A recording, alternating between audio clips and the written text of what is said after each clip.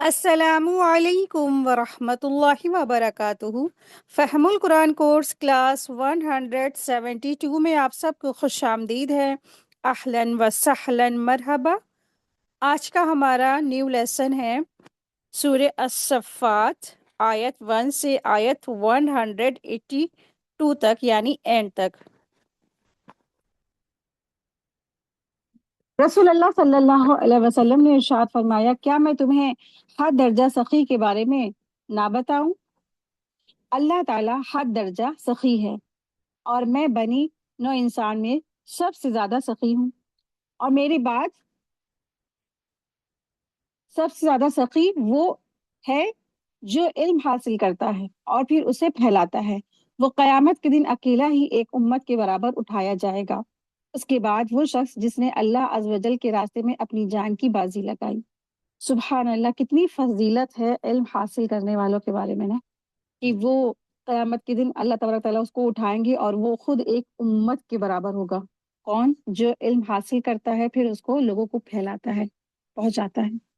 تو اللہ تبارک تعالیٰ سے دعا ہے کہ اللہ سبحانہ تعالیٰ ہم سب کو اس کے جو بارے میں اللہ تبارک تعالیٰ نے بتایا ہے کہ ایک امت کے برابر اس کو ثواب ملے گا، اس کو اس طرح سے اٹھایا جائے گا، تو اللہ تبارک تعالیٰ ہم سب کو بھی اسی کی طرح سے ہم سب کو بھی اٹھائیں۔ اللہ تبارک تعالیٰ ہم سب کی اس کار خیر کو قبول فرمائے، آخرت میں اپنے قریب میں ٹھکانہ عطا فرمائے، ہم سب کو اپنے والدین کے لیے صدقہ جاریہ بنا دے، ہم سب کے بچوں کو ہم سب کے لیے صدقہ جاریہ بنا دے۔ رب ارحمہما کما ربیانی صغیرا، آمین آمین یا رب العالمین۔ نحمدہ ونصلی علی رسولہ الکریم، اما بعد فاعوذ باللہ من الشیطان الرجیم، بسم اللہ الرحمن الرحیم۔ رب اشرح لی صدری ویسر لی امری واحلل عقدۃ من لسانی یفقهوا قولی، ربی زدنا علما، ربی یسر ولا تعسر وتمم بالخیر وبک نستعین، آمین یا رب العالمین۔ بسم اللہ الرحمن الرحیم۔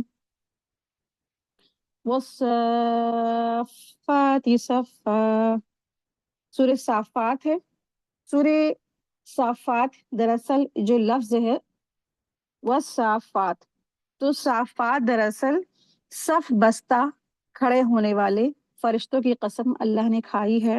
تو والصافات سے مراد کیا ہے؟ صف بستہ، یعنی کہ قطار میں لگے ہونے والے، صف بستہ ہونے والے فرشتوں کی قسم ہے۔ صافات معنی صف میں کھڑے ہونے والے فرشتے ہیں اس سے مراد۔ تو اس سورہ کے شروع ہی میں صف باندھ کر کھڑے ہونے والے فرشتوں کی قسم کھائی گئی ہے، اور فرشتوں کی یہ صف دراصل ان کی جو یہ صفات ہے وہ صافات کے لفظ سے کی گئی ہے، اسی لیے اس سورہ کا جو نام ہے صافات ہے۔ دوسری مکی صورتوں کی طرح اس سورہ میں بھی توحید، رسالت اور آخرت کا ذکر ہے۔ اللہ تعالیٰ کی ان اندیکھی مخلوقات یعنی فرشتے اور جنوں کا بھی یہاں پہ ذکر آیا ہے سورت میں۔ قیامت کی ہولناکیاں اور اہل دوزخ کے عذاب کا بھی تذکرہ ہے، اور مسلمان اور اہل جنت اور ایمان سے محروم اہل دوزخ کے درمیان جو کنورسیشن گفتگو ہے اس کا بھی ذکر فرمایا اللہ سبحانہ تعالیٰ نے۔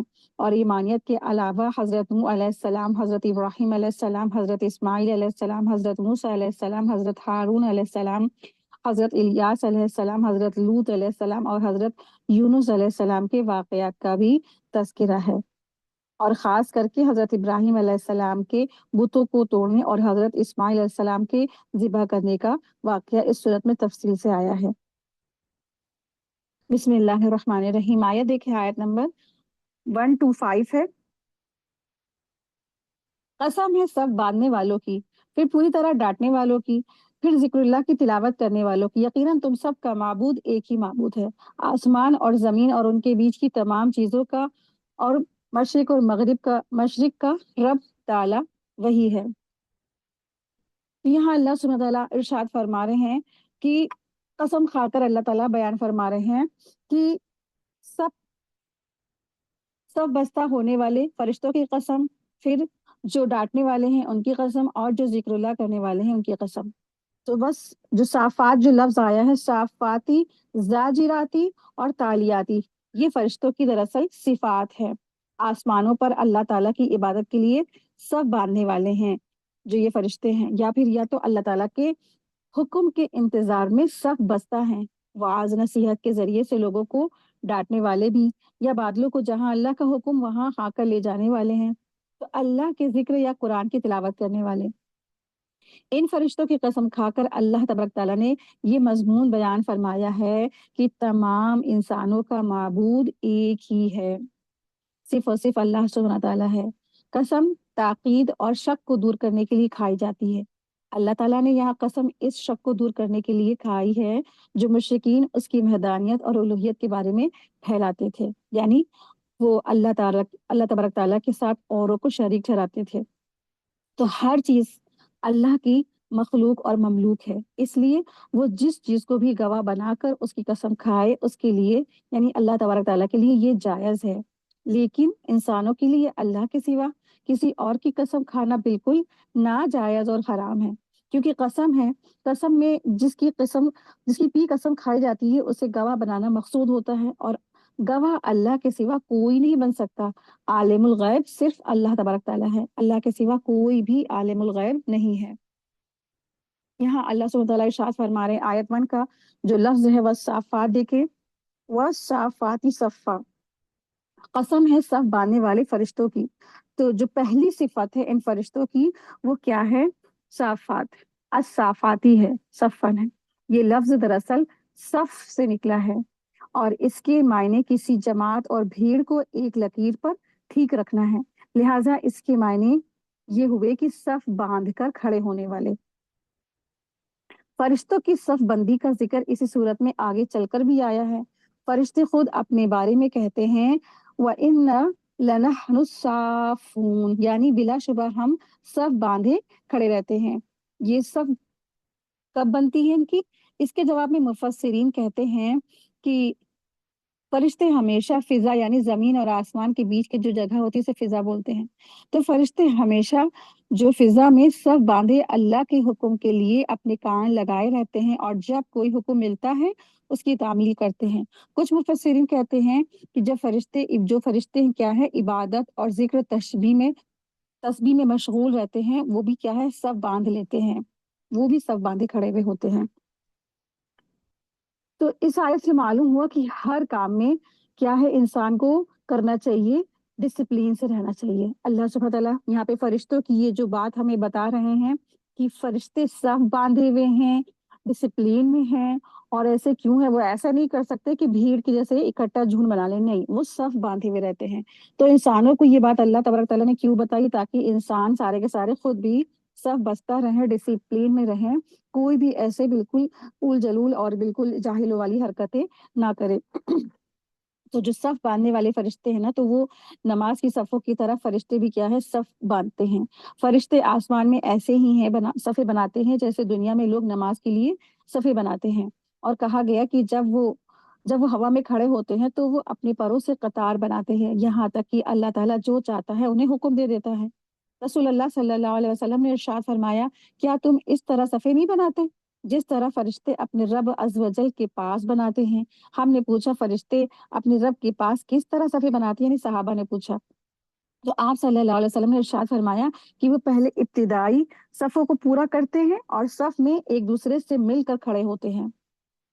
بعض اوقات ایسا ہوتا ہے کہ کچھ لوگ شروع میں آ جاتے ہیں اور کھلے کھلے بیٹھ جاتے ہیں، جب نماز کھڑی ہوتی تو بیچ میں گیپس آ جاتے ہیں، تو اس میں فوری طور پر دیکھنا یہ چاہیے کہ میرے سے جو آگے اگلی صف ہے کوئی جگہ تو خالی نہیں ہے، کوئی ایسی جگہ تو نہیں ہے جس کی وجہ سے بہت بڑا گیپ آ رہا ہو، تو فوراً آگے بڑھ جانا چاہیے۔ اور جو ہی یہ شخص آگے بڑھ جاتا ہے تو اب دیکھیں جو پچھلی والی صف والا ہے وہ بھی کیا کرے گا، وہ بھی اپنی آگے والی جو صف ہے اس کو بھی وہ پر کر دے گا اس طرح سے۔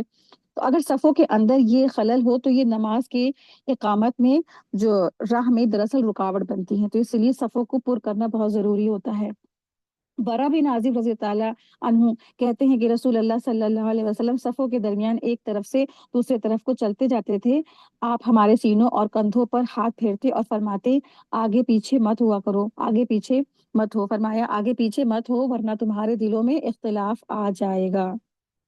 اور آپ صلی اللہ علیہ وسلم فرمایا کرتے تھے کہ بے شک اللہ صفوں میں آنے والے پر رحمت نازل فرماتا ہے، اور اس کے فرشتے بھی پہلی صف والوں کے لیے دعائیں کرتے ہیں، ٹھیک ہے۔ تو جو پہلے صف میں آتا ہے اللہ تبارک تعالیٰ کی رحمتیں اس پر نازل ہوتی ہیں، اور پہلی صف میں آنے والے کے لیے دعائیں کرتے ہیں فرشتے، اللہ کے مخلوق۔ یعنی اس نے اللہ تعالیٰ کی جو نیکی ہے اس کی طرف اس نے جلدی کی نا، جلدی لب کا وہ اللہ کی عبادت کی طرف، تو اللہ کی رحمت نازل ہوتی ہے، اور خاص کر کے اس کے لیے فرشتے بھی دعائیں کرتے ہیں۔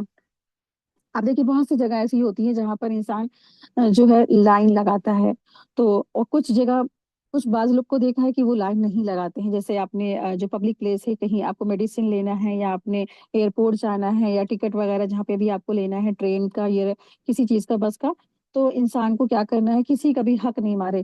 اب اکثر یہ دیکھا جاتا ہے کہ کچھ لوگ ایسے مطلب اپنے آپ کو ہوشیار ٹائپ کے سمجھتے ہیں، اور وہ لائن لمبی سی لگی ہوتی، لیکن وہ دائیں بائیں دیکھ کے آگے جا کر کے وہ کچھ بہانا بنا کر کے وہ سب سے پہلے ٹکٹ لے کے یا اپنا پرچہ بنا کے یا اپنا کچھ بھی کام کر کے چل دیتے ہیں، تو ایسا نہیں کرنا چاہیے، یہ ڈسپلین کے خلاف ہے۔ دوسرے کا حق نہیں ماننا چاہیے، کیونکہ ایک شخص جو بہت دیر سے 4 گھنٹے سے لائن میں لگا ہے، اور آپ کیا ہے ایک دم سے آئے دائیں بائیں دیکھ کر کے دوسرے کا حق مار کے چلے گئے نا، تو اب دیکھیے کہ یہ کوئی ہوشیاری نہیں ہے، یہ تو پھر کیا ہے، بہت بڑا انسان حق تلفی کرتا ہے۔ اسی طریقے سے آپ نے دیکھا ہوگا پھر جب مسجدوں میں جب خواتین ہوتی ہیں نا، وہ آگے والی صفوں کو چھوڑ دیتی ہیں۔ اگر دیکھیں کہ اگر الگ انتظامات ہے، خواتین کی نماز پڑھنے کا الگ انتظام ہے، تو پھر کیا ہے، تو اپنی صفوں کو پورا کریں، صف کو بھر لیں، اور بیچ میں جگہ خالی نہ چھوڑیں، کیونکہ شیطان آ جاتا ہے نا بیچ میں۔ اور آپ صلی اللہ علیہ وسلم نے فرمایا بھی کہ تم اگر بیچ میں جگہ چھوڑو گے، اور اس میں تم نے کیا کرنا ہے کہ اگر تم نے جگہ نہیں پر کی، تو تمہارے دلوں میں کیا ہے، اختلاف پیدا ہو جائے گا۔ آگے پیچھے مت ہو، ورنہ تمہارے دلوں میں اختلاف پیدا ہو جائے گا۔ تو یہی وجہ ہے آج ہمارے امت کے بیچ میں اتنے اختلافات ہیں نا، سب لوگ اپنی اپنی باتیں کہتے ہیں، سب کہتے ہیں ہم صحیح ہم صحیح ہیں، اور حالانکہ کیا سب کی بات الگ الگ ہوتی ہے۔ تو وجہ یہی ہے کہ صفیں صحیح سے نہیں لگتی ہیں، تو رزلٹ سامنے ہے۔ اور یہاں پر جو دوسری صفات اللہ سبحانہ تعالیٰ نے ارشاد فرمائی ہے، فَالزَّاجِرَاتِ، تو یہ جو فرشتے ہیں دراصل یہ ڈانٹنے والے بھی فرشتے ہیں۔ ان کی جو فَالزَّاجِرَاتِ معنی اس کا لفظی ترجمہ یہ ہے کہ یہ ڈانٹنے والے ہیں، ٹھیک ہے۔ تو یہ جو فرشتوں کی صفات ہے، اللہ سبحانہ تعالیٰ ارشاد فرما رہے ہیں، وَالصَّافَّاتِ یعنی صف بستہ کھڑے ہونے والے، فَالزَّاجِرَاتِ یعنی کہ ڈانٹنے والے، فَالتَّالِيَاتِ اور تلاوت کرنے والے۔ تو یہ خاص صفات ہے، اور سب سے امپورٹنٹ جو صفات ہے وہ جو صافات ہے، جو صافات اللہ سبحانہ وتعالیٰ لفظ لائے ہیں، اس سے دراصل مومنوں کو اللہ تبارک تعالیٰ کچھ نصیحت، کچھ ڈسپلین سکھانا چاہ رہے ہیں، اسی لیے یہاں پر اللہ سبحانہ وتعالیٰ نے ذکر فرمایا ہے۔ تو اس آیت سے معلوم ہوا کہ ہر کام میں انسان کو کیا کرنا چاہیے، نظم اور ضبط اور ترتیب کے ساتھ، سلیقے کے ساتھ اپنے کاموں کو بالکل بہترین طریقے سے سر انجام دینا چاہیے۔ یہ اللہ تعالیٰ کو محبوب ہے نا۔ کہیں پر بھی آپ دیکھیں جو چیزیں کچھ ہوتا ہے، کچھ بٹ رہا ہے، کچھ مل رہا ہے، کچھ دیا جا رہا ہے، کچھ لیا جا رہا ہے، تو ایک بھیڑ، ایک جھنڈ نہ بنا لے ایک انسان، صف بستہ کھڑا ہو۔ بہت سارے ایسے موقع ہوتے ہیں، تو اپنے کیا ہے انسان ڈسپلین میں رہے، لائن میں رہے، اور صف بستہ کھڑا ہو، چاہے مسجد کی صفیں ہوں، چاہے ہاسپٹل کی جو جہاں پہ پرچے بنتے ہیں وہ ہوں، چاہے ایئرپورٹ، چاہے ریلوے اسٹیشن، جہاں کہیں بھی ہو انسان اپنے صف میں رہے، کیونکہ اللہ تعالیٰ کو صف بستہ ہونے والے لوگ بہت محبوب ہیں۔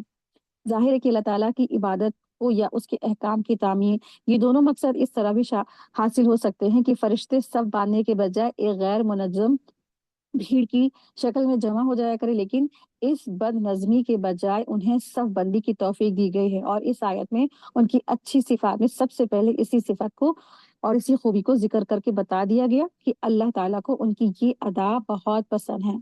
تو اس سے مقصود کیا ہے، تاکہ ہماری کیا ہو، ہماری رہنمائی ہو، ہمارے اندر جو مسلمان ہے، ایک مومن ہے، اس کے اندر بھی یہ ڈسپلین پیدا ہو کہ وہ بھی صف بستہ رہے۔ آپ نے دیکھا ہوگا کہیں کہیں پہ کچھ جو مجلس ہوتے ہیں، جلسے ہوتے ہیں، اللہ تعالیٰ کے ذکر اللہ ہونے والے جو ایسے موقع ہوتے ہیں، تو کچھ لوگ ہوتے ہیں تو اپنی جو سلیپرز ہوتے ہیں بس ایسے اکٹھا اکٹھا ایک جگہ جھنڈ بنا کے اتار دی۔ جو مومن ہوتے ہیں وہ اپنی سلیپر بھی اس کو بھی صف بستہ رکھتے ہیں، بالکل ہر چیز بالکل سیٹ کر کے، بالکل ڈسپلین میں۔ ان کی تو جوتیاں تک بھی نہیں ایسے بھیڑ کی طرح رکھی ہوتی ہیں یا گنٹھل کی طرح رکھی ہوتی ہیں، نہیں، بٹ بالکل ڈسپلین میں ان کی جوتی تکی ہوتی ہے۔ وہ تو خود پیر سے لے کے سر تک کی ڈسپلین میں رہتے ہیں۔ تو ایک مومن جو ہوتا ہے ہمیشہ ہمیشہ ہمیشہ ایک ڈسپلین کے اندر رہتا ہے، تو وہ کہیں پر بھی بھیڑ جھون ایسا جو ہے نا جاہلوں کے جیسے بیہیویئر نہیں کرتا ہے۔ تو اللہ سبحانہ تعالیٰ نے یہاں پر فرشتوں کی جو صفات ہے وہ لائے ہیں، اور پھر ان کی جو فرشتوں کی جو دوسری صفات ہے وہ فزاجراتی ہے، زجرن بیان کی گئی، فزاجراتی زجرن یعنی کہ پھر وہ ڈانٹنے والے ہیں۔ اللہ تبارک تعالیٰ نے ان کی قسم کھائی ہے، تو یہ لفظ زجرن سے ہے، اور जिसके मायने होते हैं रोकना, डांटना, फटकारना। फज़ाजिराती से मुराद दरअसल जो वो इसके मायने होते हैं रोकना, डांटना, फटकारना। तो फरिश्ते जो होते हैं वो डांटने वाले होते हैं, इसका माना ये भी है। और कुछ फरिश्ते होते हैं जो शैतान मरदूद को जो आसमानों पर बातें नहीं सुनने देते हैं, उनको वहां से भी डांट करके और जो सितारा होता है उसको मार करके उससे लूके से भगा देते हैं। तो शैतान को इस तरह से वो रोके रखते हैं और डांट के भगाते हैं आसमानों से भी। और जो फरिश्ते होते हैं जब काफिर की जो रूहें कब्ज करते हैं उस वक्त भी उसको डांट लगाते हैं। तो बहुत से मौके होते हैं कि जो फरिश्ते डांटते हैं। तो इन फरिश्तों की कसम है जो डांट लगाते हैं, जिनकी डांट मामूली नहीं है बल्कि ये ऐसी जबरदस्त होती है कि अल्लाह ताला की पैदा करदा मखलूकात ख्वाह कितनी बेपनाह कुव्वत की मालिक हो, उनके सामने दम नहीं मार सकते। मसलन मौत का फरिश्ता है, हवाओं के फरिश्ता है, बादलों पर मामूर फरिश्ता है जो उन्हें हाँक कर इधर से उधर ले जाते हैं, बादलों को ले जाते हैं। और फिर पहाड़ों पर मामूर फरिश्ता है, या सूर में फूंकने वाले जो फरिश्ते हैं वो, जिसकी एक ही डांट से तमाम लोग कब्र से निकलकर जमीन के ऊपर होंगे। तो अल्लाह सुब्हान तआला ने यहाँ पर इन डांटने वाले फरिश्तों की कसम खाकर फरमाया है कि अल्लाह ताला क्या है, सिर्फ और सिर्फ वाहिद है और एक है। फिर तीसरी सिफात है जो तीसरी वाली आयत में है, फत्तालियाती जिक्रा। तीसरी सिफात है इनकी फरिश्तों की, फत्तालियाती जिक्रा। तो ये फरिश्ते जिक्र की तिलावत करने वाले हैं। और जिक्र का मफहूम नसीहत की बात भी है और अल्लाह ताला की याद भी है। अल्लाह ताला ने आसमानी किताबों के जरिए जो नसीहतों की बातें नाजिल की हैं ये उनकी तिलावत करते हैं। ठीक है, फत तालियात जिक्रा यानी कि ये क्या करने वाले होते हैं, तिलावत करने वाले हैं, अल्लाह का जिक्र करने वाले हैं ये फरिश्ते। तो इस तरीके से ये क्या है, अल्लाह ताला के पैगाम भी लाए हैं, अल्लाह की वही को भी पैगंबरों रसूलों तक की पहुंचाया है।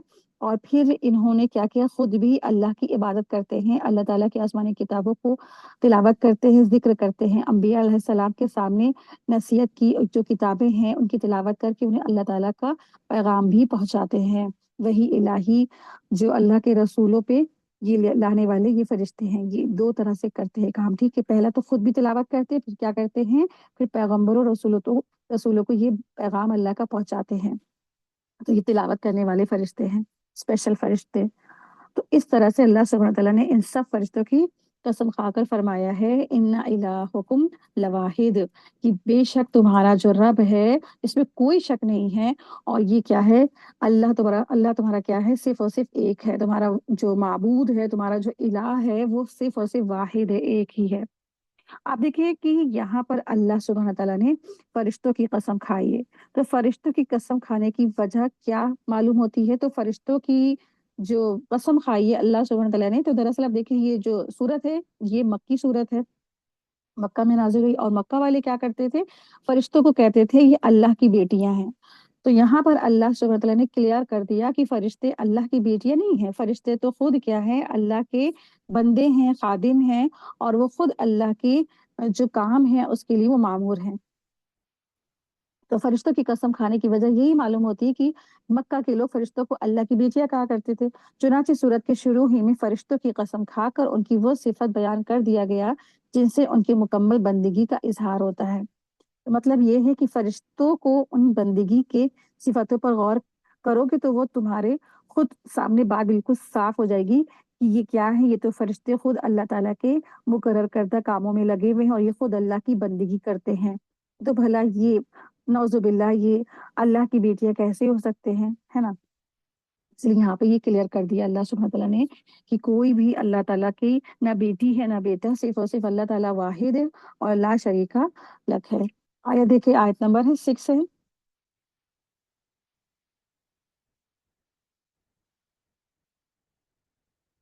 हमने आसमानी दुनिया को सितारों की जीनत से बारौनक बना दिया है और हमने उसकी निगहबानी की हर शरीर शैतान से। तो आयत नंबर 6 से 10 तक सितारों पर जो सितारे जो आसमानों की जीनत है उनका जिक्र फरमाया है और वो किस किस काम आते हैं अल्लाह सुब्हान तआला ने ये भी यहाँ पर इरशाद फरमाया है। तो सितारे जो होते हैं वो जीनत है आसमानों की, और फिर क्या है, शैतान को मारने का जरिया भी है, मार भगाने का जरिया है। आयत देखिए, आयत नंबर 8 है। आलमी बाला की फरिश्तों की बात सुनने के लिए वो कान भी नहीं लगा सकते बल्कि चारों तरफ उन पर शोले बरसाए जाते हैं। آیت 9 اور 10 دیکھیں، ان کے ہانکنے کے لیے ان کے لیے دائمی عذاب ہے، ہاں جو کوئی ایک آدھ بات اچک لے بھاگے تو فوراً ہی اس کے پیچھے دھکتا ہوا انگارہ لگ جاتا ہے۔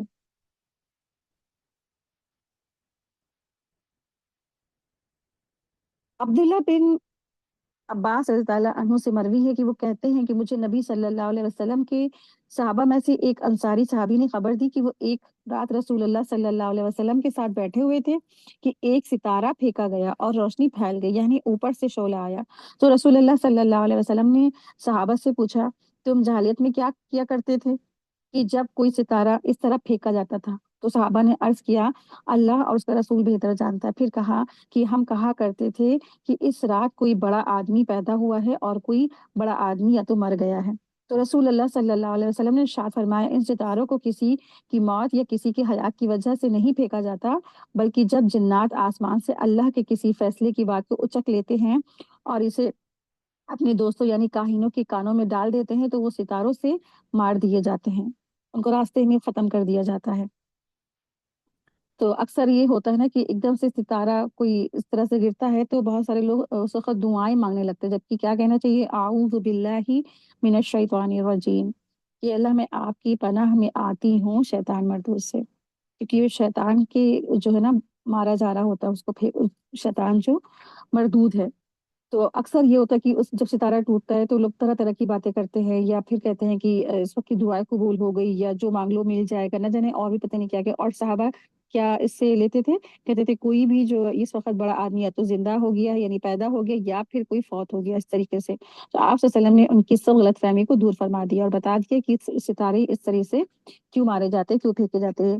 کہ شیطان اگر کوئی بات سننے کی کوشش کرتا ہے اللہ تعالیٰ کی بات میں سے تو اس کو وہ مار بھگایا جاتا ہے اس سے۔ آیت دیکھیں، آیت نمبر ہے 11، آیت نمبر 11 سے آیت نمبر 19 تک انسان کی پیدائش کا تذکرہ ہے۔ آیت دیکھیں، آیت نمبر 11 ہے، ان کافروں سے پوچھو کہ کیا آیا ان کا پیدا کرنا زیادہ دشوار ہے یا انہیں ہم نے یا جنہیں ہم نے پیدا کیا ہے، ہم نے انسانوں کو لیزدار مٹی سے پیدا کیا ہے، بلکہ تو تعجب کر رہا ہے اور یہ مسخرہ پن کر رہے ہیں۔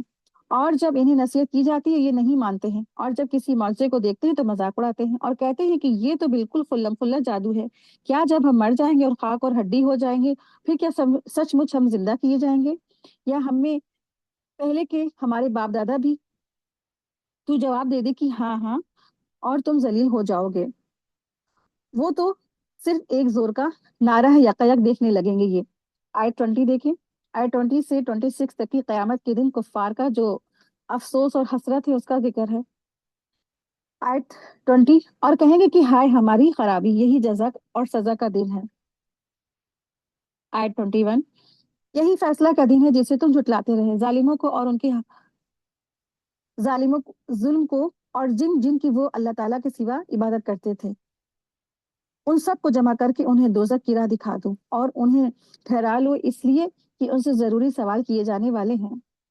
آئے 26 اور 25 اور 26 دیکھیں، کیا وجہ ہے کہ اس وقت ایک دوسرے کی مدد نہیں کرتے بلکہ وہ سب کے سب آج فرما بردار بن گئے ہیں۔ تو یہاں پہ اللہ سبحانہ تعالیٰ نے ارشاد فرمایا ہے کہ قیامت کے دن کفار کا اپنے آپ کا ملامت کرنا اور پچھتانا، افسوس کرنا، حسرت کرنا ان کے کچھ کام نہیں آئے گا، اور اسی کا یہاں پہ تذکرہ ہے، اور وہ ندامت کریں گے، شرمندگی کریں گے، پچھتائیں گے اور دہشت ناک مناظر کو دیکھ کر کے اور ڈر جائیں گے، کہیں گے ہائے ہم نے جو ہے دنیا میں رہ کر رسول کی بات مانی ہوتی۔ اور افسوس اور ندامت اور شرمندگی اور پچھتاوا ان کے کچھ کام نہیں آنے والا ہے۔ آیت دیکھیں، آیت نمبر 27 ٹو 37، 27 سے 37 تک کافروں کے جہنم میں جو طبقات ہے اس کا تذکرہ ہے۔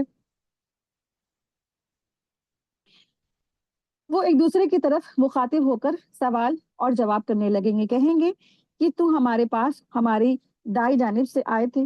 آئے 29، وہ جواب دیں گے کہ نہیں، بلکہ تم ہی ایمان والے نہ تھے، اور کچھ ہمارا زور تو تم پر تھا ہی نہیں، بلکہ تم خود سرکش لوگ تھے۔ آئے 31 دیکھیں، اب تو ہم سب پر ہمارے رب تعالیٰ کی یہی بات ثابت ہو چکی ہے کہ ہم عذاب چکھنے والے ہیں۔ آئے 32 ہے، ہم نے تمہیں گمراہ کر دیا، ہم تو خود ہی گمراہ ہیں، اور ہم نے تمہیں گمراہ کیا اور ہم تو خود ہی گمراہ ہی تھے۔ اب آج کے دن تو یہ سب کے سب عذاب میں شریک ہیں، ہم گنہگاروں کے ساتھ اسی طرح کیا کرتے ہیں۔ یہ وہ لوگ ہیں جب ان سے کہا جائے گا کہ اللہ تعالیٰ کے سوا کوئی معبود نہیں ہے تو یہ سرکشی کرتے تھے۔ آیت 36 اور 37 دیکھیں، اور کہتے تھے کہ کیا بھلا ہم اپنے معبودوں کو ایک دیوانے شاعر کی بات پر چھوڑ دینے والے ہیں؟ نہیں، نہیں، بلکہ نبی صلی اللہ علیہ وسلم تو سچا دین لائے ہیں اور سب رسولوں کو سچا جانتے ہیں۔ تو کافر لوگ جس طرح جہنم کے طبقوں میں جلتے ہوئے آپس میں جھگڑا کریں گے، اور اسی طرح وہ قیامت کے دن بھی میدان محشر میں ایک دوسرے پر بھی الزام ڈالیں گے، اور کمزور لوگ زوراور سے کہیں گے کہ ہم تو تمہارے کیا تھے، تابع تھے، تمہارے اتباع کار تھے، تمہاری پیروی کرنے والے تھے، تو کیا آج ہمیں تم تھوڑے بہت عذابوں سے بچا لو گے؟ تو وہ کہیں گے نہیں، آج ہمارا کوئی زور نہیں ہے، جو تم نے کیا ہے گمراہیوں کا مزہ تو تم خود ہی چکھو۔ تو عابد اور معبود سب کے سب ایک دوسرے سے پلڑے جھاڑ لیں گے اپنے، سب کنارہ کش ہو جائیں گے۔ آیت دیکھیں، آیت نمبر 38 ہے، 38 سے 49 آیت میں کفار کا جو عذاب ہے اور مومنوں پر جو نعمت ہے ان کا تذکرہ ہے۔ آیت دیکھیں، آیت نمبر 38، یقیناً تم دردناک عذاب کے مزے چکھنے والے ہو، تمہیں اسی کا بدلہ دیا جائے گا جو تم کرتے تھے، مگر اللہ تعالیٰ کے خالص برگزیدہ بندے۔ آیت 41 دیکھیں، انہی کے لیے مقررہ روزی ہے، میوے ہر طرح کے، اور وہ عزت والے اکرام والے ہیں۔ آیت 42 43، نعمتوں والی جنت میں ہیں، تختوں پر ایک دوسرے کے سامنے بیٹھے ہوں گے، جاری شراب کی جام ان پر دوڑ ان پر چل رہا ہوگا جو سفید اور پینے میں لذیذ ہوگی، نہ اس سے سر درد ہوگا اور نہ اس کے پینے سے وہ بہکیں گے، اور ان کے پاس نیچی نظروں والی بڑی بڑی آنکھوں والی حوریں ہوں گی، ایسے جیسے چھپائے ہوئے موتی ہیں۔ تو اللہ سبحانہ تعالیٰ نے یہاں پر جو جنت کی جو شراب ہے اس کا ذکر فرمایا ہے۔ تو جو ویلکم ڈرنک میں ان کو کیا دیا جائے گا، جب انسان جو مشروب پیتا ہے اس کو بہت خوشی ہوتی ہے نا، طرح طرح کے خوب ڈیکوریٹڈ اچھے سے گلاسوں میں، خوبصورت گلاسوں میں خوبصورت جام ہوں گے، تو اس سے انسان بہت خوش ہوتا ہے۔ تو وہاں اللہ سبحانہ تعالیٰ کے جنت میں جو چیزیں ملیں گی وہ کیا ہے، وہ شراب ہوگی۔ تو یہ نعمتیں ایسی ہوں گی جس سے جنت بھری ہوئی ہوگی، اور وہاں تختوں پر اس طرح لوگ آمنے سامنے بیٹھے ہوئے ہوں گے، کوئی کسی کی طرف پیٹ بھی نہیں کرے گا، سب ایک دوسرے کو بس جو ہے نا نورانی چہرے نہار رہے ہوں گے، اور پھر اس شراب کے دور چلے گا، شراب کے جو جام چل رہے ہوں گے، اور جو بالکل خوبصورت خوبصورت جو ان کے غلام ہیں وہ لے لے کے لا کے ان کو سرو کر رہے ہوں گے، خوبصورت گلاسوں میں، خوبصورت جو چیزوں میں لا کے ان کو سرو کیا جا رہا ہوگا، اور جو یہ شراب ہے جس کے نہ ختم ہونے کا ان کو کوئی بھی اندیشہ نہیں ہوگا۔ آج ہمارے کیا جو بھی کچھ ہوتا ہے نا، تو پارٹی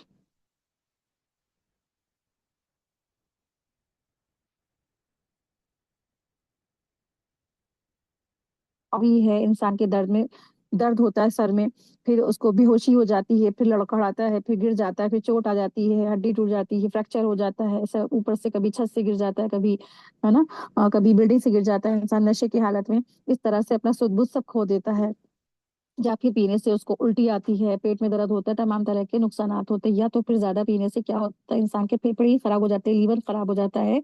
لیکن اللہ تبارک تعالیٰ کے یہاں کی جو شراب ہے اس کو پینے سے کچھ بھی خراب نہیں ہوگا، نہ دماغ خراب ہوگا، نہ دل خراب ہوگا، نہ ہوش حواس خراب ہوں گے، اور کیا ہوگا، انسان کو وہ فائدہ دیں گے۔ تو شراب میں 4 برائیاں ہوتی ہیں، پہلا یہ ہوتا ہے کہ وہ نشہ چڑھ جاتا ہے، دوسرا یہ درد سر ضرور ہوتا ہے، اور پھر تیسرا یہ کہ اس انسان کو الٹی ہوتی ہے، اور پھر فورتھ یہ کہ اس کو پیشاب وغیرہ ہوتا ہے۔ جو دنیا کی شراب ہے اس کے نقصانات ہیں، پیتے کے ساتھ ہی اس کے اوپر اس کے سائڈ افیکٹ ہونے لگتے ہیں، مگر جنت کی شراب ان تمام برائیوں سے پاک ہے، اس کو پینے سے کوئی بھی کسی بھی قسم کی کوئی بھی پریشانی نہیں ہوگی، بلکہ کیا ہوگا، فائدہ مند ہوگی، فائدہ پہنچائے گی۔ آیت دیکھیں، آیت نمبر ہے 50 سے 61، 50 سے 61 میں اللہ تبارک تعالیٰ نے اہل جنت دنیا کی زندگی کا ذکر کر رہے ہیں، اس کا تذکرہ فرمایا ہے کہ وہ جب جنت میں چلے جائیں گے، دنیا والے جو جنتی لوگ تھے، پھر وہاں جانے کے بعد وہ ایک دوسرے سے اپنی دنیا کی جو ہے باتیں کریں گے، اس کا تذکرہ ہے۔ آیت دیکھیں، آیت نمبر 50 ہے، ایک دوسرے کی طرف رخ کر کے پوچھیں گے، ان میں سے ایک کہے گا کہ میرا ایک ہم نشین تھا، یعنی ایک میرا ساتھی تھا، جو مجھ سے کہتا تھا کہ کیا تو قیامت کے آنے کا یقین کرنے والوں میں سے ہے؟ کیا جب ہم مر کر مٹی اور ہڈی ہو جائیں گے، کیا اس وقت ہم دوبارہ زندہ کیے جانے والے ہیں؟ تو کہے گا تم چاہتے ہو کہ جھانک کر دیکھ لو۔ آیت 55 دیکھیں، دوبارہ کیا، جھانک کر دیکھ لو، झांकते ही उसे तो बीचों बीच में जहन्नम में जलता हुआ दिखेगा। यानी कि उसका जो एक साथी था, जो उसका दोस्त था दुनिया में, जो साथ तो रहता था लेकिन क्या है, वो गुमराह था, वो ईमान नहीं लाया था और हैरत करता था कि मरकर मिट्टी हो जाएंगे तो हम क्या नए सिरे से पैदाइश किए जाएंगे। तो वो ईमान नहीं लाता था।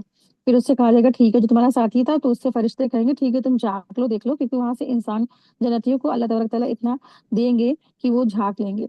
तो झांक कर देखेंगे जब जहन्नुम में जलते हुए अपने दोस्त को, तो कहेगा अल्लाह की कसम, 56 देखे आयत, अल्लाह की कसम करीब था कि ये मुझे भी बर्बाद कर देता। ठीक है। तो दोस्त जो होता है, दोस्त एक दूसरे पे बहुत असरअंदाज होते हैं, साथी जो होते हैं एक दूसरे पे बहुत असरअंदाज होते हैं। तो वो कहेगा कि करीब था कि हो सकता था कि मैं भी बर्बाद हो जाता अगर मेरे रब ताला का मुझ पर एहसान ना होता और मैं भी दोजख में हाजिर किया गया होता। इस तरीके से उसने, जो जन्नत में पहुंच गया वो शख्स, उसने अल्लाह का शुक्र अदा किया। तो देखिए, बेहतरीन साथी बनाना बहुत जरूरी है और खास करके ईमान वाले साथी होना बहुत जरूरी है। तो ईमान नेक साले साथियों को सिलेक्ट करें, क्योंकि जब वो हम उनके साथ रहेंगे तो हमारी भी आदतें वैसी होंगी। लेकिन अगर कोई बुरा साथी होगा तो फिर इंसान अपने दोस्त के ही दीन पर हो जाता है ना। जैसा दोस्त होगा वैसी फिर इंसान, उसकी हरकतें भी वैसी होने लगती हैं, उसकी आदतें भी वैसी होने लगती हैं, उसका बात करने का तरीका, उसका चलने का, उसका खाने का, उसका बैठने का, हर चीज वो उसको अपने में इख्तियार करने की कोशिश करता है और पूरा का पूरा फिर वो क्या होता है, अपने दोस्त के दीन पे हो जाता है। तो देखिए, जैसे ये मिसाल है, जैसे कि एक इतर वाला है और इतर वाले की दुकान है, कोई इंसान वहां से इतर लेने भी गया है, अगर उसने इतर नहीं भी खरीदा है तो उसके जो जिस्म है कहीं ना कहीं उसकी खुशबू लग जाएगी, हाथ में खुशबू लग जाएगी, महक जाएगा। ठीक है। तो ये अच्छे दोस्त की मिसाल है। लेकिन बुरा दोस्त कैसे है? बुरा दोस्त वैसे ही उसकी मिसाल है जैसे कोई कोयले की दुकान पे इंसान इंसान गया है, कोयला अगर उसने नहीं भी लिया, कुछ खरीदा भी नहीं है, लेकिन कहीं ना कहीं उसकी कालिक लग जाती है, तो ये बुरे दोस्त की मिसाल है। तो ये जो शख्स है जब ये जन्नत में चला जाएगा, अपने बुरे दोस्त की जो अंजाम पर अल्लाह का शुक्र अदा करेगा कि अल्लाह ताला का एहसान ना होता तो मैं भी दोजख में हाजिर किया गया होता। आयत देखिए, आयत नंबर 58 है। क्या ये सही है कि हम मरने वाले ही नहीं हैं, सिवाय पहली सिवाय पहली एक मौत के, और ना हम अजाब किए जाने वाले हैं? फिर तो जाहिर बात यह है कि एक बड़ी कामयाबी है। ऐसी कामयाबी के लिए अमल करने वालों को अमल करना चाहिए। आयत 62।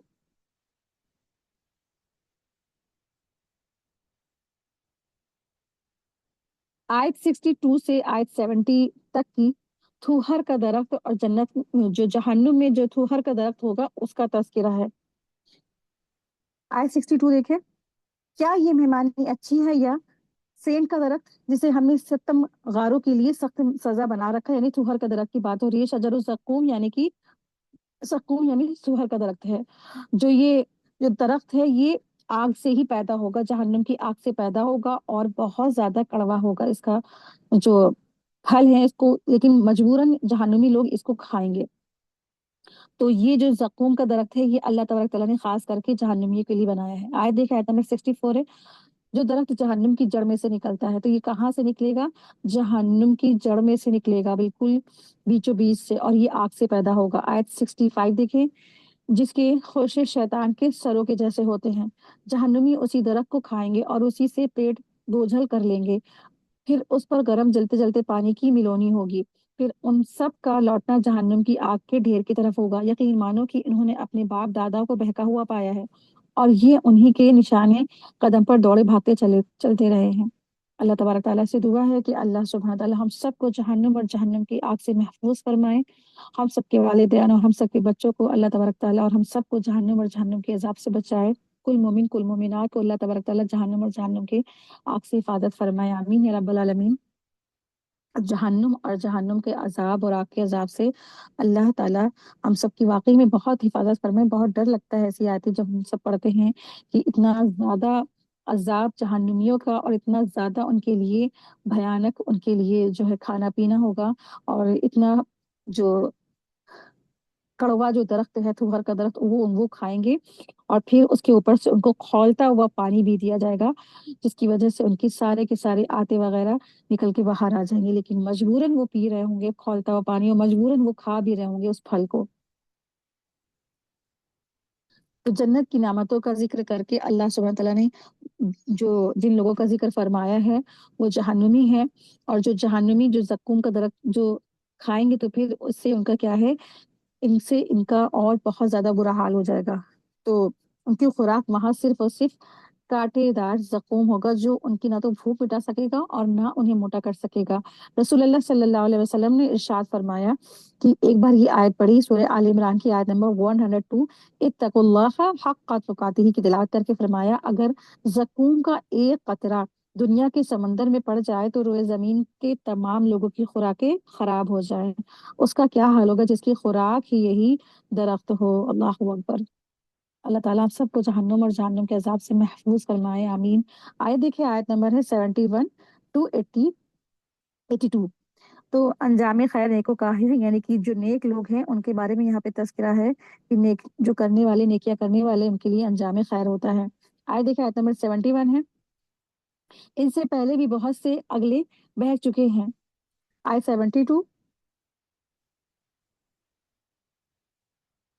जिनमें हमने आगाह करने वाले रसूल भेजे हैं। अब तू देख जिन्हें धमकाया गया उनका अंजाम कैसा हुआ, सिवाय अल्लाह ताला के बरगुज़ीदा मुखलिस बंदों के। हमें नूह नूह ने पुकारा तो देख ले कि हम कैसे अच्छे दुआ के कबूल करने वाले हैं। अब यहाँ से नूह अलैहिस्सलाम का वाकया शुरू हो रहा है। आई 76 देखे, हमने उसे और उसके ताबेदारों को उस जबरदस्त मुसीबत से बचा लिया और उसकी औलाद को हमने बाकी रहने वाली बना दी। तो नूह अलैहिस्सलाम का तज़किरा है। नूह अलैहिस्सलाम ने तकरीबन 950 साल अपने कौम की तरफ जो है तबलीग की, और इतने सालों की तबलीग के बाद भी सिवाय चंद लोगों के नूह अलैहिस्सलाम पर कोई ईमान नहीं लाया। तो यहाँ पर जो अहल है, लफ्ज जो अहल है आयत नंबर 76 में जो आया है, मनज्जयनाहु अहलहु मिनल करबिल अजीम। अहलहु अहल से है, अहल से मुराद हजरत नूह अलैहिस्सलाम पर ईमान लाने वाले हैं, जिनमें उनके घर के जो अफराद हैं वो हैं, और जो मोमिन हैं वो सब शामिल हैं। कुछ मुफस्सिरीन ने उनकी तादाद 80 बताई है। इसमें आप जो नूह अलैहिस्सलाम है उनकी बीवी और एक लड़का भी शामिल नहीं है। ठीक है, तो इससे पता चलता है नूह अलैहिस्सलाम की बीवी और बेटा वो भी मोमिन में शामिल नहीं थे, जो मोमिन नहीं थे, और वो भी तूफान नूह में गर्क कर दिए गए। कर्ब अजीम से मुराद दरअसल जबरदस्त मुसीबत है, और वही जो सैलाब है जिसमें सब गर्क हो गए थे, इसी से यहाँ पे मुराद है कर्ब अजीम। आए देखिए, आयत नंबर 77 है। और हमने उसका जिक्र खैर पिछले लोगों में बाकी रखा। नूह अलैहिस्सलाम पर तमाम जहानों में सलाम हो, हम नेकी करने वालों को इसी तरह बदला देते हैं। वो हमारे ईमानदार बंदों में से था, फिर हमने बाकी के सब लोगों को डुबो दिया। आयत 83 देखें। आयत एट- आयत 83 से आयत नंबर 87 में हजरत इब्राहिम अलैहिस्सलाम का तज़किरा है। आयत 83 देखें। नूह अलैहिस्सलाम की ताबेदारी करने वालों में से इब्राहिम अलैहिस्सलाम भी थे, जबकि वो अपने रब ताला के पास बेऐब दिल लाए। उन्होंने अपने बाप और अपनी कौम से कहा कि तुम किसको पूज रहे हो, क्या तुम अपनी फासिद राय से अल्लाह ताला के सिवा दूसरे के मुरीद बन रहे हो। आयत 87 देखें। तो ये तो बतलाओ कि तुमने रब्बुल आलमीन को क्या समझ रखा है। इब्राहिम अलैहिस्सलाम भी नूह अलैहिस्सलाम की तरह जो थे तौहीद परस्त थे, और उन्होंने भी अपनी कौम को अल्लाह का पैगाम और तौहीद की बात पहुंचाई, लेकिन उनकी जो कौम है उन्होंने उनकी बात नहीं मानी। आयत देखिए, आयत नंबर 88 टू 98। अब इब्राहिम ने एक निगाह सितारों की तरफ उठाई और कहा कि मैं बीमार हो जाऊंगा। आयत नंबर 90 देखें। उस पर वो सब उससे मुंह फेरे हुए वापस चल दिए। आप खामोशी के साथ उनके माबूदों के पास गए और फरमाने लगे, तुम खाते क्यों नहीं। आयत 92 देखें। तुम्हें क्या हो गया है कि बात भी नहीं करते। आयत 93 देखें। फिर तो पूरी कुव्वत के साथ दाएं हाथ से उन्हें मारना शुरू कर दिया। बुत परस्त दौड़े भागे आपकी तरफ मुतवज्जो हुए। तो आपने फरमाया, क्या तुम उन्हें पूछते हो जिन्हें तुम खुद तराशते हो, हालांकि तुम्हें और तुम्हारी बनाई हुई सब चीजों को अल्लाह ताला ही ने पैदा किया है। वो कहने लगे, उसके लिए आतिश कदा यानी कि बड़ा सा आग का अलाव बना और उस दहकती हुई आग में इसको जला दो, यानी कि इब्राहिम अलैहिस्सलाम के लिए बतौर सजा उनके लिए बड़ा सा आग का अलाव तैयार किया गया और उनको डालने के लिए हुक्म दे दिया गया। आयत देखिए, आयत नंबर 98 है। तो उन्होंने इब्राहिम अलैहिस्सलाम के साथ मक्र करना चाहा, लेकिन हमने उन्हीं को नीचा नीचा कर दिया। आयत 99 और 100 देख लें। ابراہیم علیہ السلام نے کہا میں تو ہجرت کر کے اپنے پروردگار کی طرف جانے والا ہوں، وہ ضرور میری رہنمائی کرے گا۔ اے میرے رب مجھے نیک وقت اولاد عطا فرما۔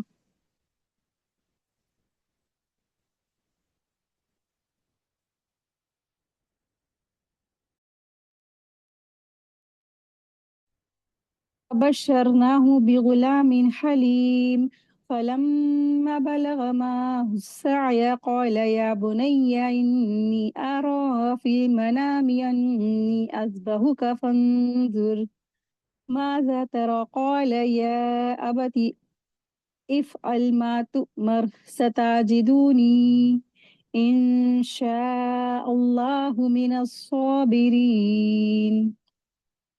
ابراہیم علیہ السلام نے کہا میں تو ہجرت کر کے اپنے پروردگار کی طرف جانے والا ہوں۔ یہ آیت 100 اور آیت 99 100 اور 101 دیکھ لیں ایک بار پھر سے، تاکہ یہ پورا واقعہ ہمارے سامنے آ جائے گا۔ ترجمہ ہے، ابراہیم علیہ السلام نے کہا میں تو ہجرت کر کے اپنے پروردگار کی طرف جانے والا ہوں، وہ میری ضرور رہنمائی کرے گا۔ اے میرے رب مجھے نیک بخت اولاد عطا کر۔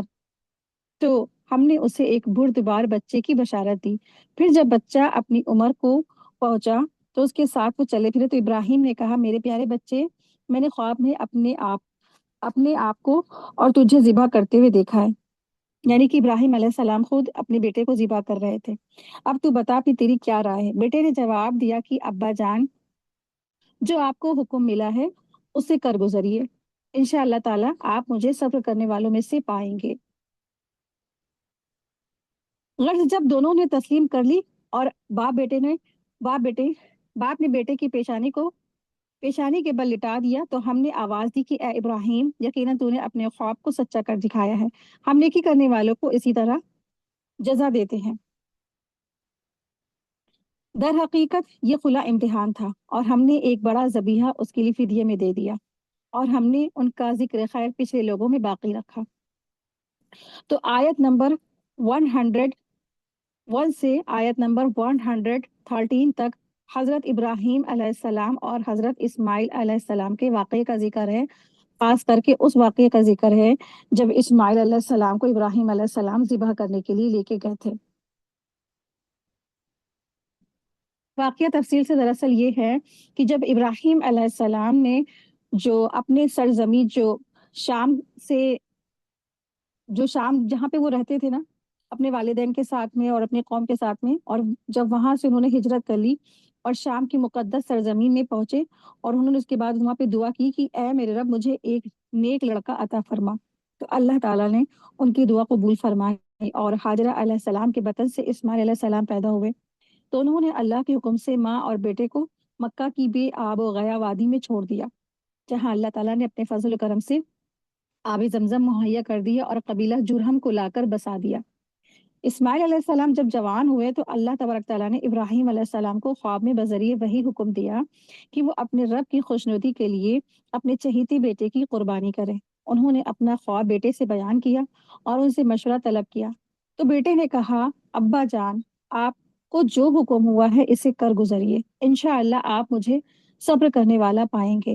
ابراہیم علیہ السلام بیٹے کو ساتھ لے کر مینا کی طرف چل پڑے، اور جمرات کی جگہ پہنچ کر انہیں پیشانی کے بل لٹا دیا۔ اچانک دیکھتے ہیں کہ وہاں ایک مینڈا کھڑا ہوا تھا۔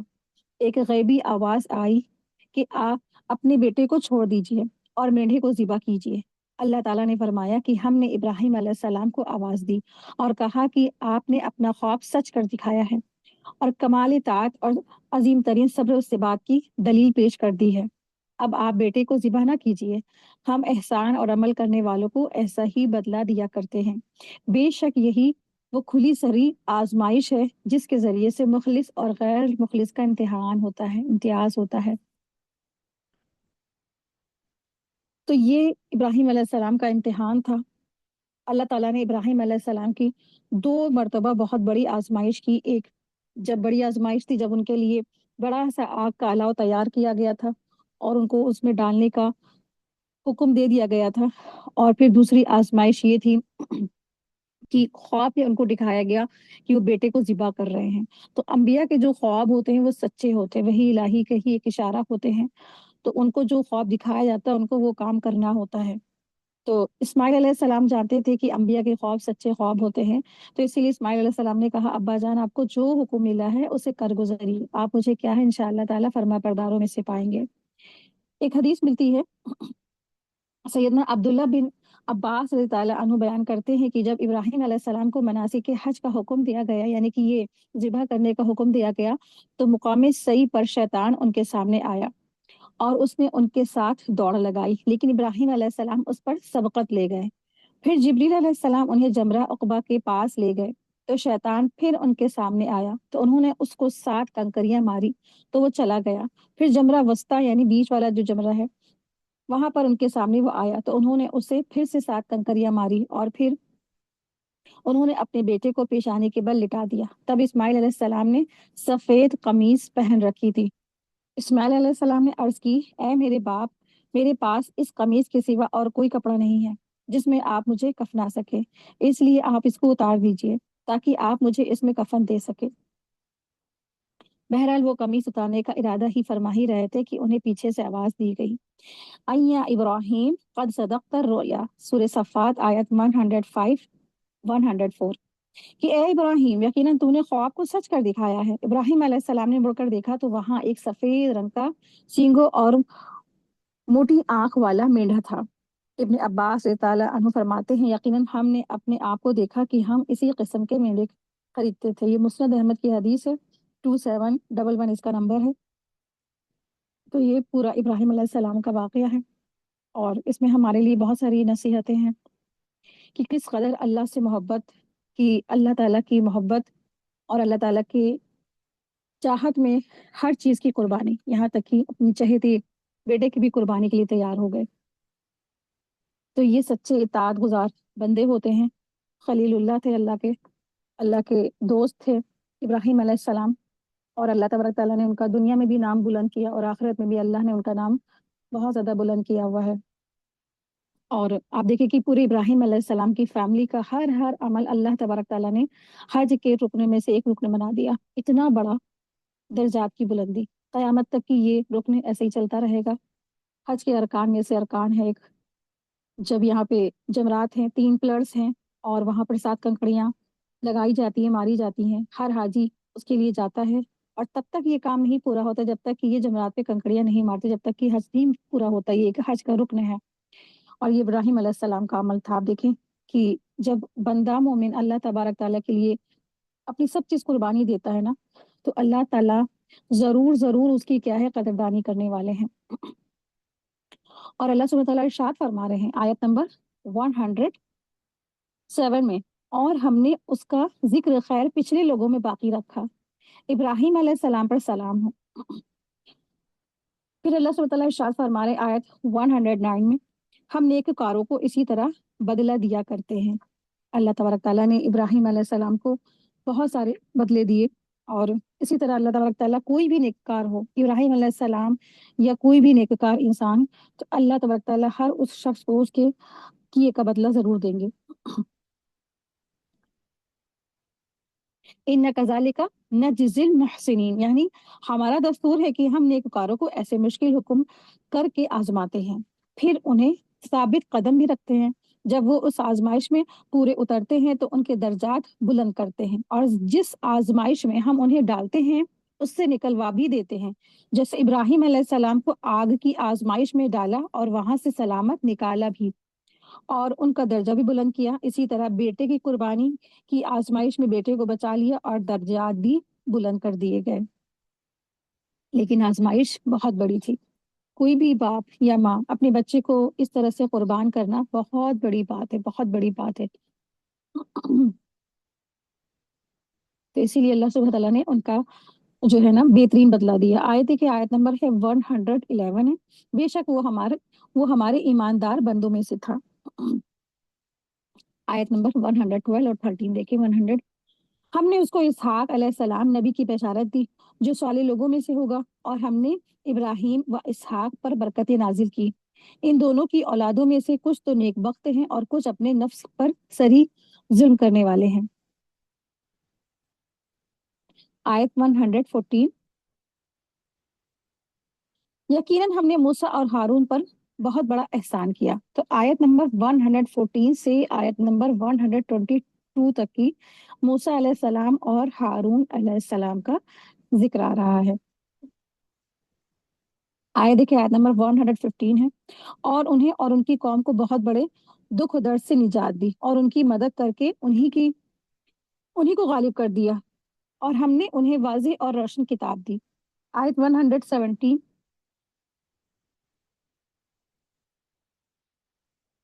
آیت دیکھیں، آیت نمبر 117 اور 118 ہے، اور ہم نے انہیں واضح اور روشن کتاب دی اور انہیں سیدھے راستے پر قائم رکھا، اور ہم نے ان دونوں کے لیے پیچھے آنے والوں میں یہ بات باقی رکھی کہ موسیٰ اور ہارون پر سلام ہو، اور ہم نے نیک لوگوں کو اسی طرح بدلے دیے کرتے ہیں، یقیناً یہ دونوں ہمارے مومن بندوں میں سے تھے۔ اب یہاں سے الیاس علیہ السلام کا ذکر آ رہا ہے، آیت نمبر 123 سے آیت نمبر 132 تک۔ آیت دیکھیں، آیت نمبر 123، بے شک الیاس علیہ السلام بھی پیغمبروں میں سے تھے، جبکہ انہوں نے اپنی قوم سے کہا کہ تم اللہ تعالیٰ سے ڈرتے نہیں؟ کیا تم باال نامی بت سے دعائیں کرتے ہو اور سب سے بہتر خالق کو چھوڑ دیتے ہو، جو اللہ تعالیٰ تمہارا اور تمہارے اگلے تمام باپ داداؤں کا پالنہار ہے؟ لیکن قوم نے انہیں جھٹلا دیا، پس وہ عذابوں میں حاضر کیے جائیں گے، سوائے اللہ تعالیٰ کے مخلص بندوں کے۔ ہم نے الیاس علیہ السلام کا ذکر خیر پچھلے لوگوں میں باقی رکھا کہ الیاس پر سلام ہو، ہم نیکی کرنے والوں کو اسی طرح بدلے دیتے ہیں، بے شک وہ ہمارے ایمان والے بندوں میں سے تھے۔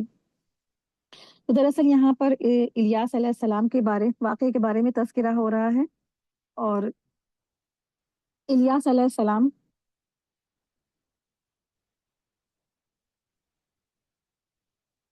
پانچواں جو واقعہ ہے حضرت الیاس علیہ السلام کا ہے، جن کا نام بنی اسرائیل کی کتابوں میں ایلیا آیا ہے، ایلیا کے نام سے ان کی کتابوں میں نام ہے۔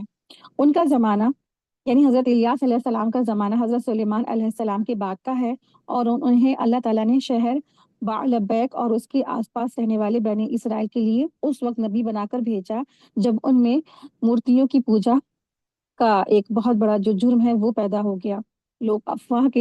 لوگ جو ہیں لوگوں نے اللہ تبارک تعالیٰ کے ساتھ اوروں کو شریک ٹھہرایا، اور بال نامی جو ایک بت ہے اس کی عبادت کرنے لگے، اور ہر قسم کی وہ نظر و نیاز اور قربانی اسی بال نامی بت کے نام سے وہ کرتے تھے، اور توریت کے احکام کو پس پشت بھی ڈال دیا۔ حضرت الیاس علیہ السلام نے ان سے کہا کہ کیا تم اللہ کے عذاب سے ڈرتے نہیں کہ اس کے بجائے تم مورتیوں کی عبادت کرتے ہو، مورتیوں کی پوجا کرتے ہو؟ کیا تم اس قدر بھولے بھالے ہو گئے کہ اپنے بڑے جو مورتی ہے بال کی اس کی تم عبادت کرتے ہو اور اللہ کو بھلا بیٹھے ہو، جو تمہارے اور تمہارے پچھلے باپ دادا سب کا رب ہے؟ لیکن ان پر اس تقریر کا کوئی اثر نہیں ہوا۔ ان کی جو قوم ہے انہوں نے اللہ کے ماننے کا اقرار ہی نہیں کیا، اور کفر کی حالت میں ہی وہ کیا ہے دراصل مر بھی گئے۔ تو ان کی قوم نے اللہ یعنی توحید پر وہ نہیں آئے، شرک میں مبتلا رہے، اور پھر ساتھ ہی ساتھ اسی کفر کی حالت میں وہ مر گئے۔ تو انجام کار ان کا کیا ہوا؟ جہنم ہوا، سوائے چند لوگ کے جو نیک لوگ تھے جنہیں ایمان کی دولت ملی اور ایمان کی دعوت کو انہوں نے قبول کیا، اور پھر انہوں نے اپنے پیغمبر کی اطاعت کی، تو اللہ تعالیٰ نے انہیں جنت میں داخل کر دیا۔ یہ الیاس علیہ السلام کا واقعہ یہاں پہ تذکرہ ہے۔ آیت دیکھیں، آیت نمبر ہے 133، آیت نمبر 133 سے آیت نمبر 148 میں دو انبیاء کا ذکر ہے۔ پہلا ہے لوط علیہ السلام کا تذکرہ ہے، ان کا واقعے کا ہے، پھر یونس علیہ السلام کے واقعے کا تذکرہ ہے۔ آیت دیکھیے، آیت نمبر 133 ہے، بے شک لوط علیہ السلام بھی پیغمبروں میں سے تھے، اور ہم نے انہیں اور ان کے متعلقین سب کو نجات دی، سوائے اس بڑھیا کے یعنی کہ جو ان کی وائف تھی، سوائے اس بڑھیا کے جو پیچھے رہ جانے والوں میں سے رہ گئی۔ پھر ہم نے سب کو ہلاک کر دیا، اور تم سب تو صبح ہونے پر ان کی بستیوں کے پاس سے گزرتے ہو، یعنی اہل مکہ سے کہا جا رہا ہے کہ صبح شام تو تم ان کی بستیوں سے گزرتے ہو، تو تم کیوں نہیں عبرت حاصل کرتے؟ اور رات کو بھی کیا پھر بھی تم نہیں سمجھتے؟ آیت دیکھیں، آیت نمبر 138، بتحقیق یونس علیہ السلام بھی نبیوں میں سے تھے۔ جب بھاگ پہنچا بھری کشتی میں، پھر قرہ اندازی ہوئی، یہ مغلوب ہو گئے، پھر تو اسے مچھلی نے نگل لیا اور وہ خود اپنے آپ کو ملامت کرنے لگ گئے۔ آیت 140 43 بس अगर ये पाकी बयान करने वालों में से ना होता तो मुर्दे जिंदा किए जाने के दिन तक की वो मछली के पेट में ही रहता। बस उसे हमने चटील मैदान में डाल दिया और वो उस वक्त बीमार था। आयत 146 देखें। और उस पर साया करने वाले कद्दू की किस्म का एक दरख्त हमने उगा दिया और हमने उसे 1 लाख बल्कि ज्यादा आदमियों की तरफ भेजा। बस वो ईमान लाए और हमने उन्हें एक जमाने तक ऐशो इशरत दी। तो यहाँ से यूनुस अलैहिस्सलाम के वाक़े का तज़किरा है। यूनुस अलैहिस्सलाम, अल्लाह ताला ने उन्हें इराक के शहर नैनवा वालों के लिए नबी बनाकर भेजा था। उस जमाने में नैनवा एक बड़ा शहर था जहाँ 1 लाख से ज्यादा बनी इसराइल के लोग रहते थे, जिन्हें आशूरी जो एक कौम थी उन्होंने कैद करके वो ले गए थे। अल्लाह ताला ने उन्हीं की हिदायत के लिए हजरत यूनुस अलैहिस्सलाम को नबी बनाकर फिलिस्तीन से नैनवा भेजा था। हजरत यूनुस अलैहिस्सलाम ने उन्हें ईमान की दावत दी, लेकिन उन्होंने कबूल नहीं किया। तो हजरत यूनुस अलैहिस्सलाम ने उन्हें अजाब की धमकी दी और जब अजाब आने में देर हुई तो हजरत यूनुस अलैहिस्सलाम उनसे नाराज होकर, तंग दिल होकर शहर से निकलकर समुद्र की तरफ चल पड़े। जब बंदरगाह पहुंचे तो वहां एक कश्ती रवाना हुई और उसी पर वो सवार हो गए। जो कि उसका वजन ज्यादा था, इसलिए समुद्र में जाकर वो ठहर गई। नाव वाले ने कहा कि कश्ती का वजन बहुत ज्यादा है, वजन कम करना पड़ेगा। सब सब कुछ समुद्र में डाल दिया गया और जब सब सामान डाल दिए गए फिर लोग बचे, फिर भी कश्ती डूबी जा रही थी।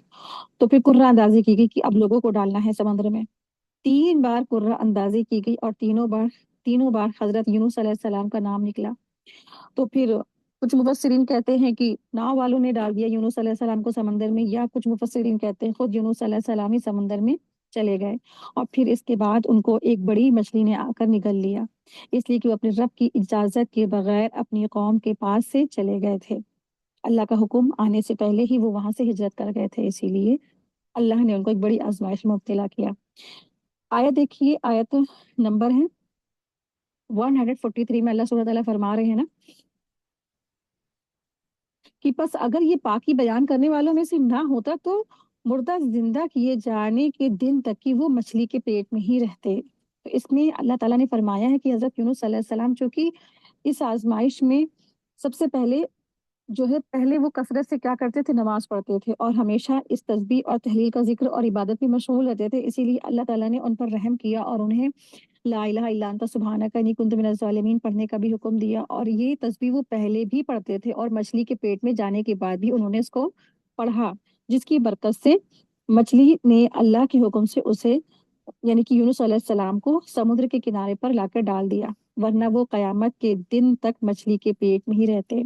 आप देखें कि इतने बड़े नबी और इतने लोगों की हिदायत के वो जरिया बने, छोटी सी एक गलती कि बगैर अल्लाह के हुक्म से हिजरत करके वहां से चले गए थे और उनकी कोई खता नहीं थी और कोई इनकी गलती नहीं थी। अल्लाह ने कितनी बड़ी सजा दी है ना, कि उन्होंने, उनको मछली ने निगल लिया और अगर वो ये तस्बीह ना पढ़ते, अल्लाह से तौबा इस्तगफार नहीं करते तो कयामत के दिन तक की वो उसमें पड़े रहते। तो कभी भी अपने अच्छे अच्छे अमाल पर या अच्छे कोई काम पर या नेकी के काम पर कभी भी तकब्बुर नहीं करना चाहिए कि क्या मालूम है कोई एक छोटी सी गलती, एक मामूली सी गलती जिसे हम मामूली समझते हैं, अल्लाह ताला उससे नाराज हो जाए, है ना। हमेशा अल्लाह से डरते रहना चाहिए और अल्लाह से दुआ करते रहना चाहिए, अल्लाह हमारी हर मामूली से मामूली और छोटी बड़ी गलती से अल्लाह आप दरगुजर फरमाइए और आपकी नाफरमानियों से अल्लाह हम सबको बचाइए, आमीन या रब्बल आलमीन। तो मछली के पेट में रहने की वजह से हजरत यूनुस अलैहिस्सलाम क्या थे, बीमार हो गए थे। आप देखिए कि जितने भी जानवर हैं, हैवानात है या इंसान है, सबके जो लीवर होता है उसके अंदर क्या होता है, बहुत सारे केमिकल होते हैं, तेजाबियत होती है ना। तो मछली के पेट में भी क्या थी, तेजाबियत थी, जिसकी वजह से यूनुस अलैहिस्सलाम की स्किन जो थी सब खराब हो गई थी और वो बीमार हो गए थे। तो अल्लाह तबारक तआला ने उनकी हिफाजत का ये सामान किया कि वहां फौरन, जहाँ पर एक किनारे पर वो मछली ने उगल दिया था ना यूनुस अलैहिस्सलाम को, तो अल्लाह तबारक तआला ने वहां पर फौरन एक दरख्त उगा दिया जिसके पत्ते ने उनके ऊपर साया किया और उन्हें धूप और मक्खी वगैरह से बचा लिया। मुफस्सिरीन लिखते हैं कि अल्लाह ने उनके लिए एक दूध देने वाली हिरनी को भी मुसख्खर कर दिया, जो सुबह से शाम उन्हें दूध पिलाने के लिए उनके पास जाया करती थी, यहाँ तक कि वो बिल्कुल तंदुरुस्त हो गए और अपनी कौम के पास वापस गए। तो देखा कि वहां सब के सब क्या है, मुसलमान हो चुके और उन्होंने अपने गुनाहों से तौबा कर ली है। क्योंकि उन्होंने जो तौबा कर ली थी ना यूनुस अलैहिस्सलाम की कौम ने, तो अल्लाह तबारक ताला ने उनके ऊपर आता हुआ अजाब को टाल दिया था।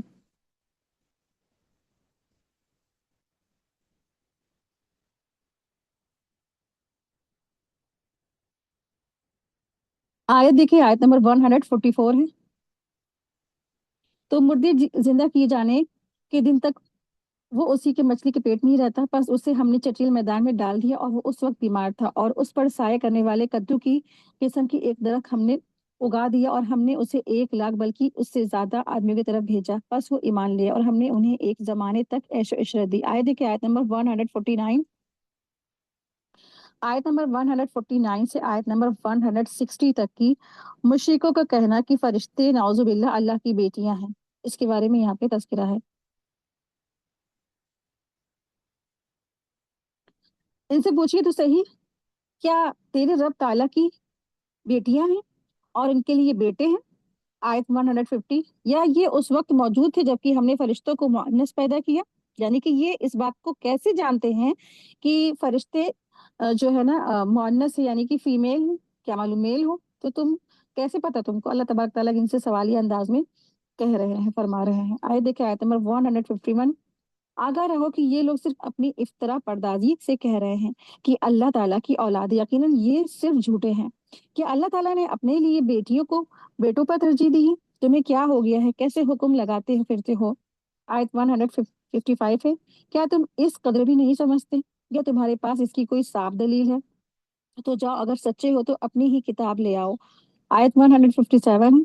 उन लोगों ने तो ना तो अल्लाह ताला के और जिन्नात के उन लोगों ने तो अल्लाह ताला के और जिन्नात के बीच भी रिश्तेदारी ठहरा दी, और हालांकि खुद जिन्नात यकीन रखते हैं कि इस अकीदे के लोग अजाबों के सामने पेश किए जाएंगे।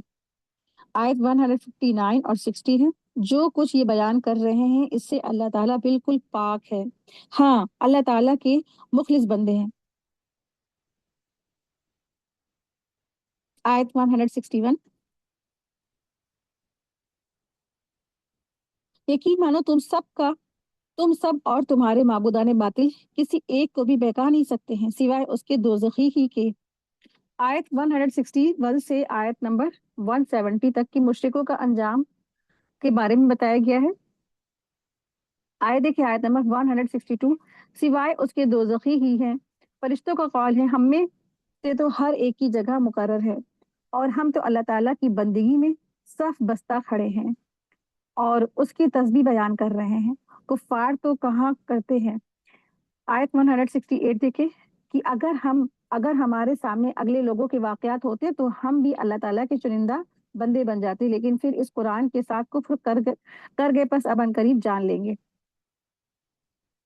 आयत 171 से आयत 179 अल्लाह ताला का लश्कर हमेशा गालिब रहेगा, इसके बारे में तज़किरा है।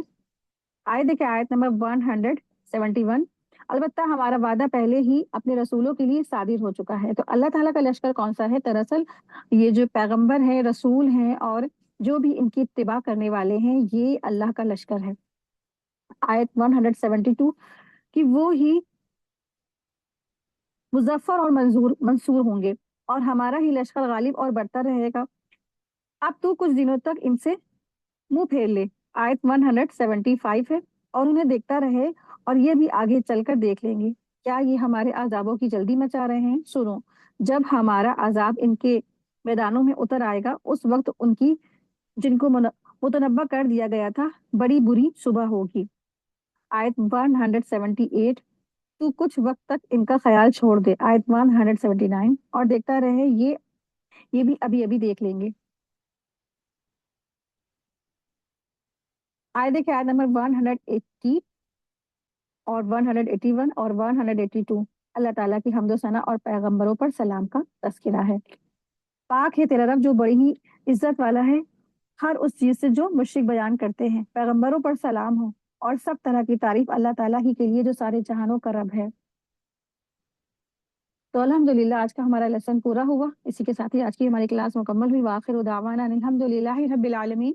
सुब्हानकल्लाहुम्मा व बिहम्दिका अशहदु अल्ला इलाहा इल्ला अंता अस्तगफिरुका व अतूबु इलैक। अस्सलामु अलैकुम व रहमतुल्लाहि व बरकातुहू। जज़ाकुमुल्लाहु खैरन कसीरा।